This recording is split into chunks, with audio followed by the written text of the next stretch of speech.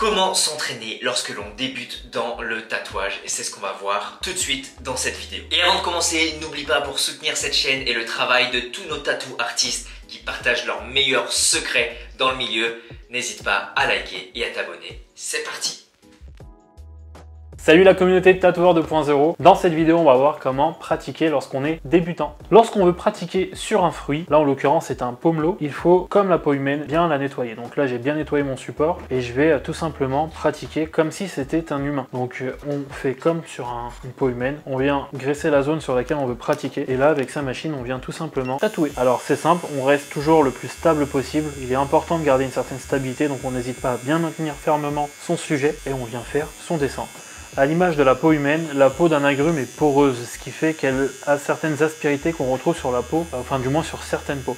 L'avantage à pratiquer sur un fruit, ça vous permet donc de pratiquer en marquant facilement la peau, mais aussi de gérer sa profondeur d'aiguille. On ne peut pas pratiquer sur une peau humaine et se permettre d'aller trop profondément, autrement on détruit et la peau et le tatouage. Et bien pour le pamplemousse ou pour n'importe quel agrume, c'est pareil. Vous pouvez utiliser une clémentine pour avoir vraiment des peaux les plus fines, ou bien des gros pomelos, des pamplemousses chinois pour avoir des peaux très épaisses et pratiquer un peu plus librement.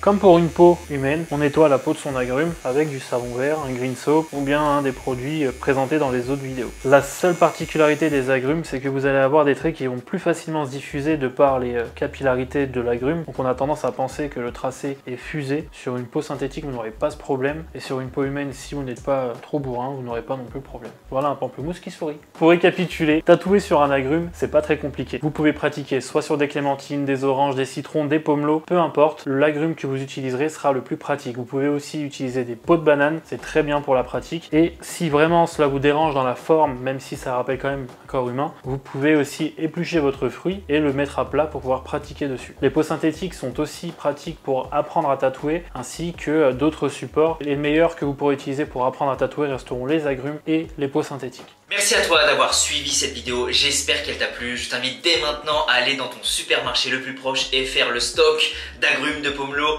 et de pamplemousse. Maintenant, si tu souhaites te lancer dans le monde du tatouage, je t'invite juste ici à cliquer en barre de description pour prendre un appel avec un membre de notre équipe pour rejoindre notre programme de coaching tatou. A très vite pour la prochaine vidéo. C'était Jim Hostile pour Tatoueur 2.0. Ciao.